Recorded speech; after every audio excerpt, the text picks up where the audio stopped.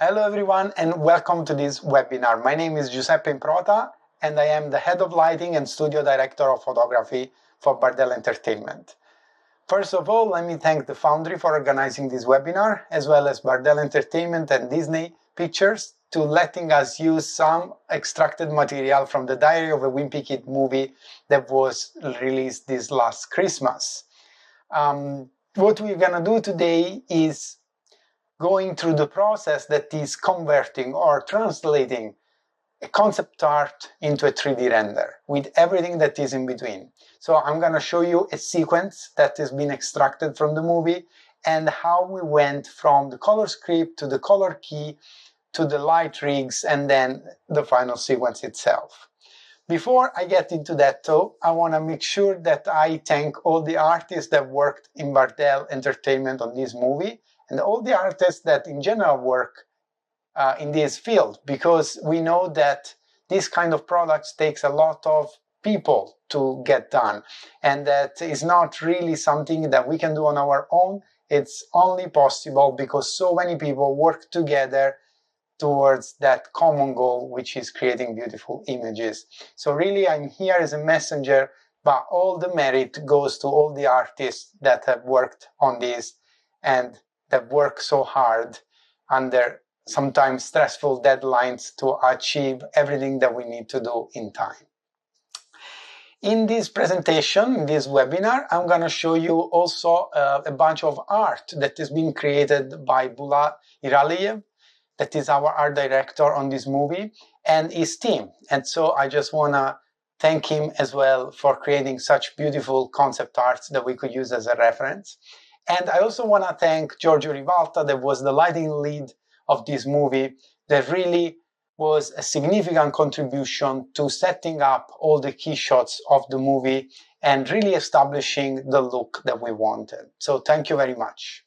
Before getting into the movie, let me give you a couple of words about Bardel Entertainment. Bardel Entertainment was founded in 1987, and originally it was a traditional animation company, so hand-drawn and standard painting. In the years, the needs of the market have changed, and so we have essentially expanded the available tools, but we have still kept the baseline of 2D work that was originally the target of this company.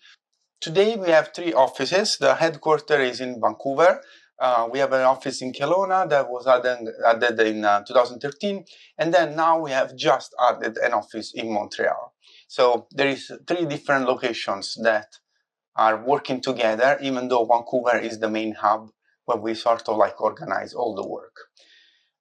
In terms of projects that we have, you can see here that there are different kind of projects, and that's tying in to what I was saying before. We have Ricky Morty, for example, that is a fully 2D, although digital animation project. And then we have the Dragon Prince that we also have won Emmys awards for. And then one is a hybrid way of doing things where we have a 3D rendering with the 2D look, so self-shading look, and a lot of painting as well. And then finally, we have the 3D products, the fully 3D animation projects. That is what we're going to talk today about.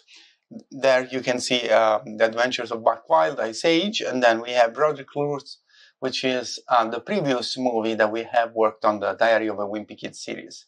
The one that we're talking today about is the new one, which is a Christmas Fever. So, how do we do things in Bardel? Here in this diagram, you can see that I have highlighted a few parts from the production cycle, right? The first thing that you can see there is the script, because obviously the script is what determines what kind of environment we have to work with, what kind of mood, what kind of light, in terms of time of day as well. So everything is really written in there. And the first important step is to really go through the script and make sure that we know exactly what we need to do. Now, as the movie progresses, like there are changes to that. Sometimes we realize that maybe a daylight ties better with the previous sequence than the nighttime, for example. And so things are a little bit fluid, although the changes are not always that big. As the script it's finished and locked, then we can start planning for the 3D work. But here we are looking only at the, let's say, concept art to rendering side of things. So I will deliberately ignore the asset development, effects development, and all the other side of the digital animation production.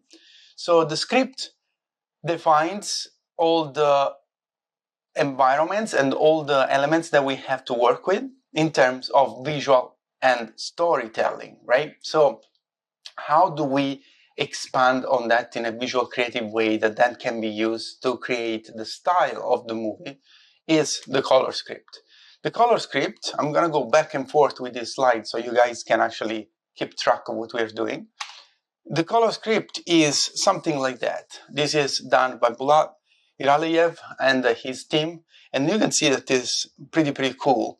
They've done an incredible job on this one. You can see the color script as all these thumbnails here, essentially, that show a series of shots of the movie that represent the shots that define the mood, and in general, the tone and the colors of the sequence, of each sequence. You can see on the right, there is this representation of just the color gradient that shows the transitioning of the color from one sequence into the other.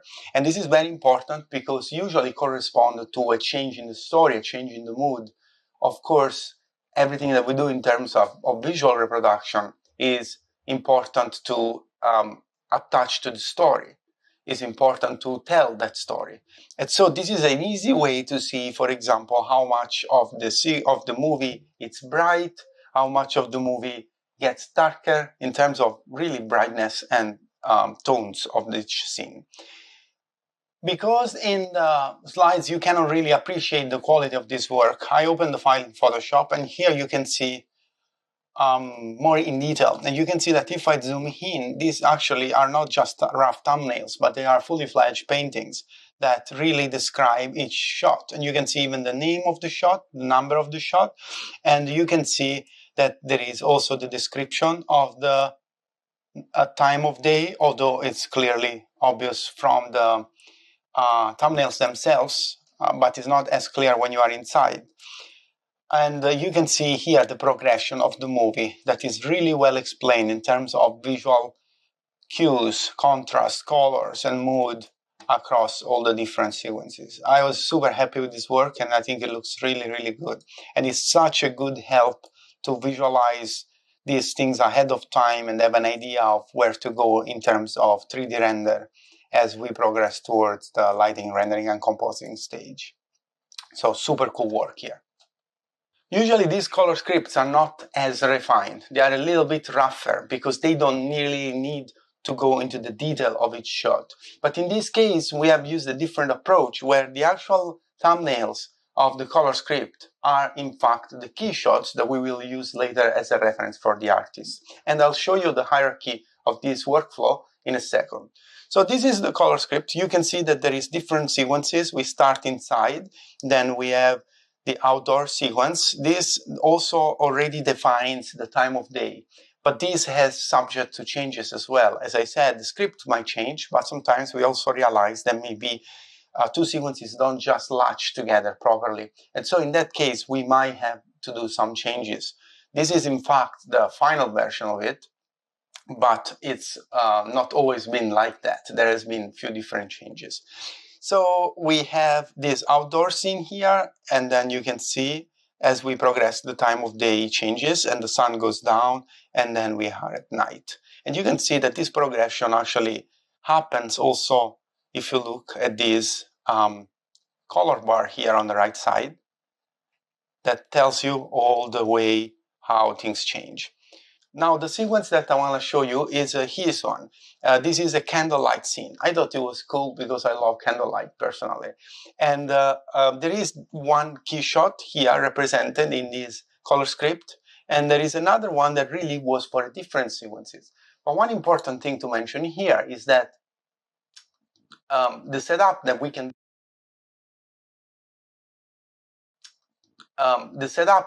do, that we have in terms of how much time we can work on the assets, how much time we can work on the animation, and obviously how much time we can work on the lighting and rendering, and even how much time we spend on the color script. So we have to make sure that when we do something, we get right to the point, and that we can optimize as many things as we can. So if I go back to our workflow, this was the color script. Now here you can see that after the color script, we go into the color keys. The color keys here have a double way of getting work done. First, you can use the key shots that have been selected after the layout has been done. Let's define what a key shot is. A key shot is a shot that contains the visual elements that are needed to explain the sequence visually, obviously. So what does that mean? Well, if a sequence is effects rich, for example, if a sequence is a particular mood or a very difficult scene, like in terms of lighting, like for example, the candlelight, or it's a particular moment for the story itself, then we take that shot as a key shot. There is two approaches here because it depends a lot on how the production schedule works. Sometimes we have already the layout that is being done, and so we can really take the layout shots, so those cameras and that composition, that framing, and paint over that to create the key shots. In other circumstances, instead, we don't have the layout ready, and so those key shots are going to be just essentially artwork that the artist will reference later, but they won't match exactly the set as it is built in 3D. Hope this makes sense. So in either case, we have to make these color keys. And the color keys are the references that we need for the artists in terms of translating those references to the 3D world, so the 3D render. Here you can see a set of the color keys of the movie. You can see that they are pretty much the same as the color script, just here you can see them bigger. And this is, as I said, not always the case. Sometimes your key shots are painted, or the color keys are painted in much more details than the color script. But these are very much a good representation of what the scene should look like. What are the artists looking for? What kind of colors do we want in there? What kind of vibe we have? For example, you can see here, this top color keys here. This is like an happy moment. This is actually not in order of story right here, but you can see here it's an happy moment. I don't want to spoil if you have not seen the movie, but essentially this happens towards the end. And you can see that there is a vibrancy to it. There is a natural happiness to that scene.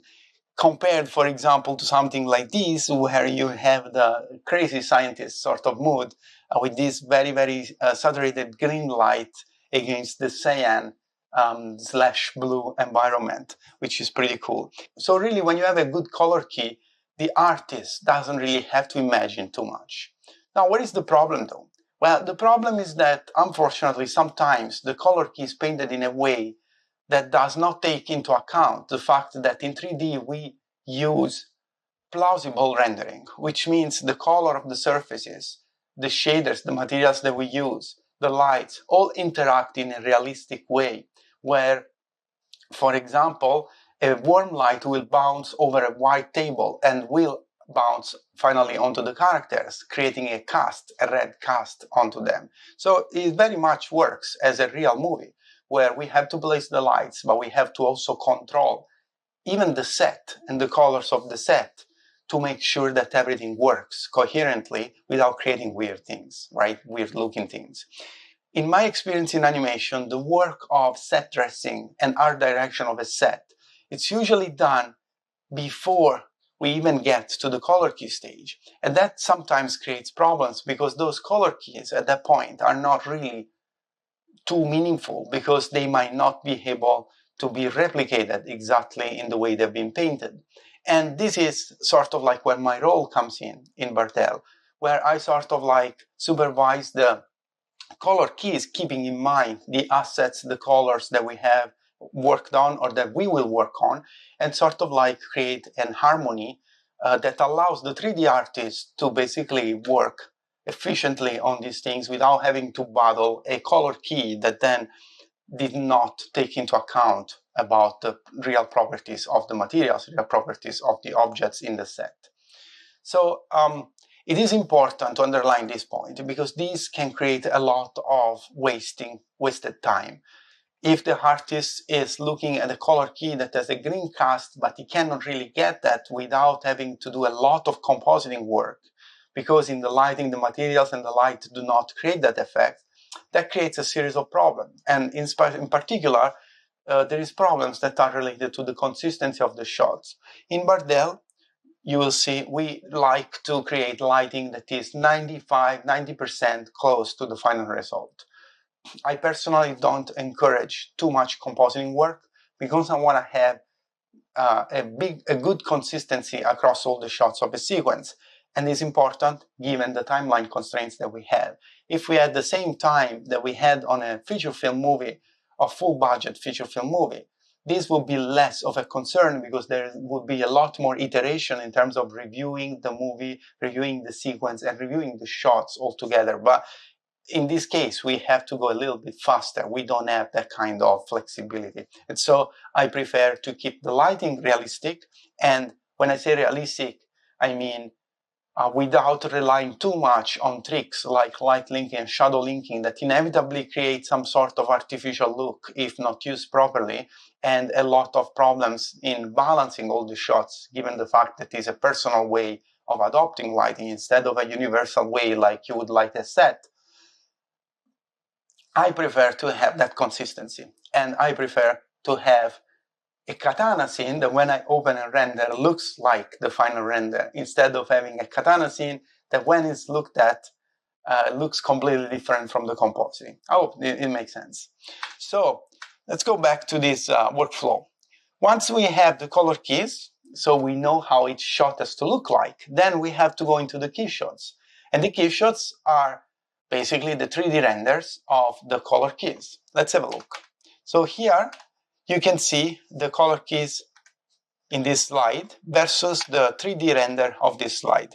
So these are the key shots that we have created based on those color keys. Okay, so you can see that if you look at some of these images that I was pointing out before, like the shot of the happy ending, let's say, and then we have the shot of the crazy scientist. Of course, these are small, so you cannot see too well, but I have selected that sequence that we can see more in depth. Okay, so this is the work that comes from the color keys. Now, when we work on something like that, we don't work on every single shot only. We have to consider, because of the things that I already mentioned before in terms of budget and time, also the whole sequence. So essentially, we have to create lighting setups, which are called light tricks if you're not on this side of the industry, that work for the majority of the sequences. For the majority of the shots in the sequence. That's very important because it changes a little bit the approach to lighting and cinematography of the shots as well. In a real movie, you have a basic setup where you have practicals and you have replacing lights for the practicals to light the actors, but really every single shot is crafted and the lights are changed according to budget and time again, but usually you change every single shot to make sure that every shot really tells that particular part of the story.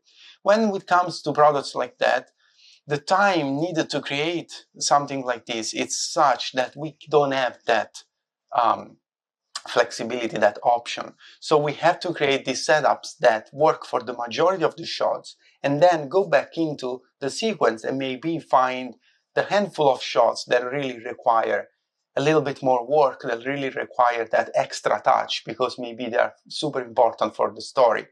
And so the artists have to analyze these sequences and pick up essentially the shots that they believe will be a good representation of the whole sequence. Now, let me show you what I mean. This is one of the color keys that we have had for the candlelight for the candlelight sequence. You can see here that this is fairly well explained. We have candlelight, we have some light coming from the phone, we have a cold background that is complementary of the foreground, and in general, it's very easy to reproduce this. The problem is that if you focus only on this particular shot of the sequence, then you're gonna have a problem. Why? Because essentially you don't know what's around these guys. You don't know how many other cameras there could be that maybe show areas that you did not set up if you did the setup only for these specific shots. And in general, when we render the whole sequence, we have to make sure that everything works well and that we have a sort of like consistency across every shot. So before we go to the next shot, which allows us to do a more generic setup of the sequence, I want to show you the work in progress of this, how this was built, okay? So this is the color key, and here you can see a gray representation of these shots. Now, the gray pass, as it's called, is not always done in animation work, and I'm not sure why, but I find it extremely useful when I have to review the contrast of the shot without worrying about materials and textures. It is something that is more adopted in visual effects, but I have asked to introduce that into the 3D animation process as well, because it is very helpful for me to just ignore all elements that could be out of balance, could be temporary, and just focus on the contrast. And because I have an expertise and a background in cinematography, and I know how the camera sees things and more or less how the exposure will be translated when we add the colors to this. For me, it's very important to see this and establish that particular look. So here you can see that we have sort of like the contrast of the scene, right? There is no colors here with the exception of the background, there is no materials here with the exception of the color of the sky, of the background, and we are really focusing on where the light is going. For me, this is super, super important. Also, you can see that we have the reference spheres. That's another thing that I picked up from the visual effects experience. And it's another thing that we don't really use in 3D animation a lot, but it's super helpful. When you review shots and you look at the spheres, you know immediately how the lights are being placed. And because I always have in mind the sequence itself, I can tell the artist and guide them in case I feel that that setup will not work for other shots, or that there is something wrong, like maybe a light is too close, which is a common mistake that some people do when they put lights in 3D, where you can actually hide the lights, unlike a real set where you cannot do that and you need to really know how to place those lights properly. The next step is the color. And here you can see something odd. Now, this is sort of like a temp version of this shot. And you see a bunch of zombies in there and a bunch of weird things. And I wanted to deliberately pick this shot to show that things don't go always according to plan. And there is always some things that you have to battle. In this case, there was some problem with the animation and the assets. And so we got these extra characters in there. And you don't always figure out ahead of time, or sometimes you have to leave them there because of technical reasons. So in general, this is a good example of how things can go sideways very quickly. But now we start having the materials, we start balancing the light. We can see that maybe the candle is too hot. Definitely Susan here is too hot. And in general, the look of this shot does not match still the color key that we have. Another thing that you will also see is that the temperature that we are using here, we like to use Kelvin. We like to use color temperature that is consistent with reality, unless obviously the scene requires otherwise. Today in cinematography you have RGB lights, so this is not a big deal to just pick a color, because we can actually reproduce all the lights we want. But that's a risky business, because a lot of times we tend to use too much saturation in the lights, and that makes things a little bit weird. Even for an animation movie like that, where you can sort of like push the boundaries a little bit, if you pick colors that are too saturated, you are not gonna get a very nice result. So next we have the actual shot. So here you can see that we have balanced the colors and the intensities and the brightness, and now this is a lot closer to match the color keys that we had originally. Still, the color temperature is slightly different, because when you have light sources that are 1500 Kelvin, 2000 Kelvin, like those candles, inevitably you're gonna have a very strong red cast that the color key did not depict. And that's not because the color key is not good enough, but it's just because there is always a hint of artist's touch in those color keys, right? So like you have the ability when you draw something to sort of like override reality if you want. But unfortunately, when you go into the 3D world, you cannot always do that. unless you start doing a lot of compositing work as well, or very refined shot-by-shot work. So this is what we settle for.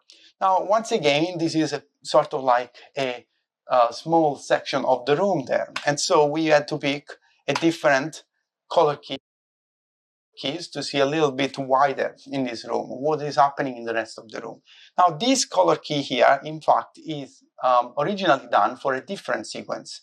And because the light setup and essentially the mood and the colors are the same, we reuse this for these sequences as well, because it just works. And so we have a key shot here.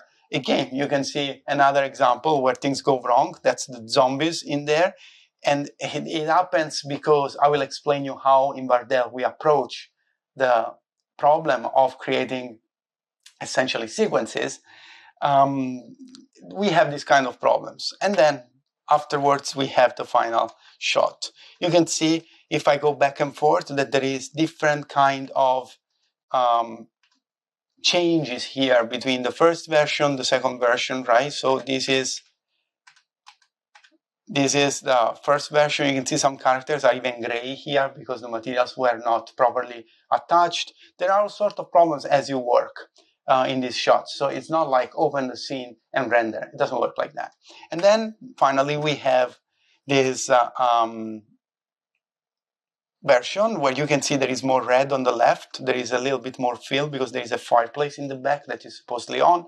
So there is more attention to the detail. And then finally, we correct the things that are visually annoying. For example, on the right side, Susan is becoming way too strong, too bright. And so we darken that and we change the background as well. Now, this is a little bit the process that we go through. And there is many iterations across these little changes. There is many fixes that we have to do, but gives you an idea of how the process is. In this shot in particular, you can see that there are candles and lights a little bit everywhere. And that's important for the artist to know because he has to place these lights across the scene so that then when we render the shots in the sequence, we have those lights in place. And we don't have to necessarily go shot by shot and position lights one by one. So this is a mixed approach that is sort of like a practical lighting approach mixed with a classic cinematographic approach, or if you want, animation approach, where we have practical lights that actually do the lighting on the sets and on the characters, and then we add in as we need. Here you can see the two shots together with the color keys. You can see them side by side. And I think it's pretty cool to see how they worked out. So let me play the sequence, and then let me show you in Katana how we do set up this process of creating this lighting setup across different sequences. Well, with the power out, Rowley can't call the cops and spill his guts out about the snowplow. And with the whole town snowed under, nobody's getting to that bin. So my secret's safe, at least for now. All I need to do is make it to Christmas morning without anyone in my family catching on. Because in 1 week, I can call that video game system mine. Okay. 3 cases of water, 120 toilet paper, flashlights with fresh batteries, plenty of canned goods. Gee, yeah. Greg, you're already shivering? The power's only been out for a half hour. Yeah, we're already starting to lose heat. And if it gets cold enough in here, the pipes could burst. So nobody touch the bottled water, just in case. We might need to use it to flush the toilets. I never really flush anyway. Yes, Roderick, we've noticed. Do we really have enough food? What if we run out? I just went grocery shopping. We'll be fine for 2 weeks at least. I read about this family that got snowed into their cabin. And to survive, they had to eat each other. Gross. Yummy. Roderick, you're scaring me. The last guy felt kind of Well, I think everything's going to be just fine. And the next few days are going to be fun. What could be better than being snowed in with your family for the holidays? literally anything. No phones, no television, no distractions. Just the 5 of us sharing in the joy of each other's company. It's a Christmas miracle.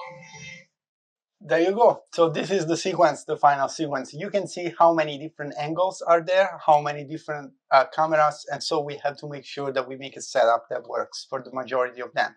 So how do we do that? Let me show you. So if we go back to this diagram here, you can see that after we have done the key shots, we have this sequence first, middle, last, which means that we take that key shot and the setup, the light rig that we have done in that key shot, and we just render every single shot in first, middle, and last frame with that. And this is only possible thanks to Katana, because we have internal tools that allow us to basically manage this process without even opening Katana itself. But Katana allows us to basically manipulate changes in a very fast way, in a very quick way, and also to override sub-shots or some parts of the sequences very, very quickly through a specific setup that we have. After this first, middle, last has been evaluated in terms of, does this light rig really cover all the shots? What are the shots that are not working? What are the shots that need more work in terms of visual complexity? Then we can go ahead and select the parent shots. So these are our parent shots, which are essentially other key shots of which we don't really have a color key. But because they belong to the same sequence and we sort of know how the room is lit at that point, we just use them to evaluate that kind of setup in those specific cameras and those specific angles. And then finally, we select the sub-shots that belong to parent shots and key shots. So they use the same setup, the same light rig, and then we propagate the light rig to those and we render them all together. And then finally, there is all the reviews for every shot, for every key shot, for every sequence, and so forth and so on. So that's how the process works. Let me show you in Katana how we handle all of this. So here in Katana, I've loaded my shot. This is our shot loader, which is not your classic open scene here. It's something that we have built in-house, custom. And here you have all the shots, and here you have the versions of each shot. So we can go back between versions easily. And once it's open, you can see here how the node graph looks like. So you can see that in here, as you open the scene, there is not a lot going on. It seems like almost there is only a bunch of groups, which is in fact what it is. So we have our import-o-matic, we have a bunch of these live groups, and we have these panels, these backdrops that tell the user or the artist what to do in each panel.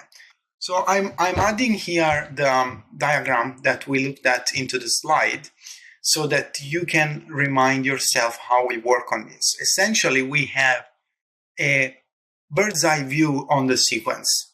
We select the key shot, we create the light rig for the sequence based on that. You can see here that we have a sequence group. If I open this sequence group, there is a bunch of things in there, right? These things are basically all the attributes that we want to have into that sequence. For example, you can see here that there is a bunch of layers, candles, flames that obviously will not belong to any other sequence, or maybe to some sequences, but not all. And so they are in this sequence group. We also have a sub-sequence group here where essentially we can isolate shots within the sequence that maybe require specific nodes. For example, if in a few shots we need to remove a wall, or we need to prune something that is blocking the light or is creating a weird shadow, we can also do it from here. And we don't have to do that into a shot-by-shot based workflow. As long as there is a baseline of operations that we have to do across the shots, we can act on different levels as we need. And finally, there is the shot group here, which has sort of the similar attributes as the sequence group, but we have here all the things that are specifically done for the shot. Now, in terms of lighting and rendering, which is what we are here for, really, we have in the sequence group, we have our gaffer group. You can see that here you have sequence lighting, and this gaffer group has all the light rigs that we need for that specific sequence. This light rig now is basically working for the key shots that the light rig has been developed for. And we don't know that this will necessarily work at first for every other shot. And this is where Katana comes into play.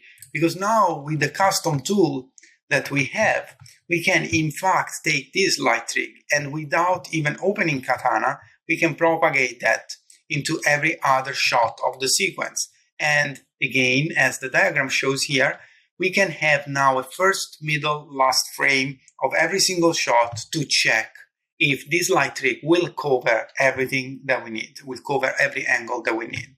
If not, then probably we will need to do a particular light trick that has maybe some variables in terms of having some lights that are on or off for specific shots, or maybe we realize that we just have to add more lights to the sequence or to this starting point. And once this process has been done, then we can essentially call the sequence ready to be rendered. As the artists open their shots, their individual shots, because these are live groups, these live groups are basically propagated with that tool that is a proprietary tool, so I cannot really show you here.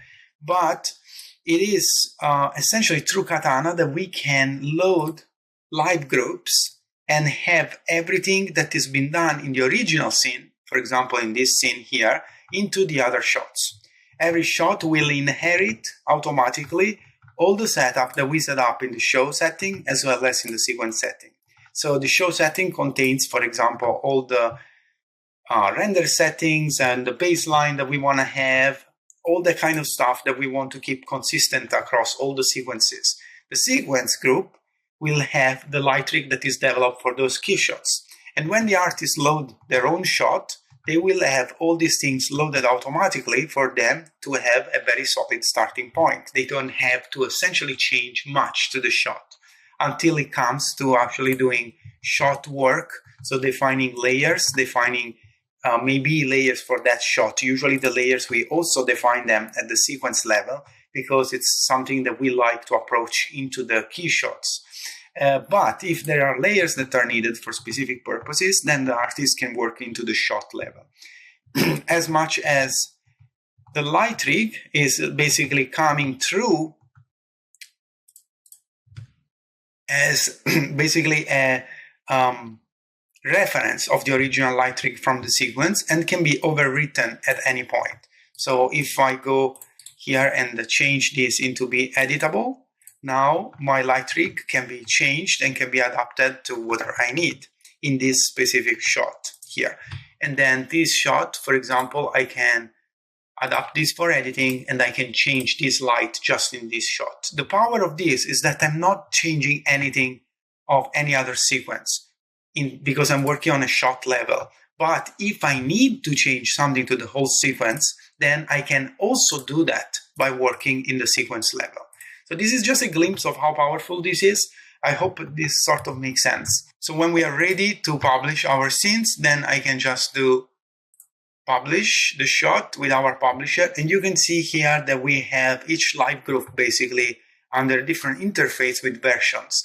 And we can publish whatever we need that we want to publish. If we have done a change in the sequence and we want that change done in this shot to basically be applied across the whole sequence, then we can do it because I can publish this sequence group.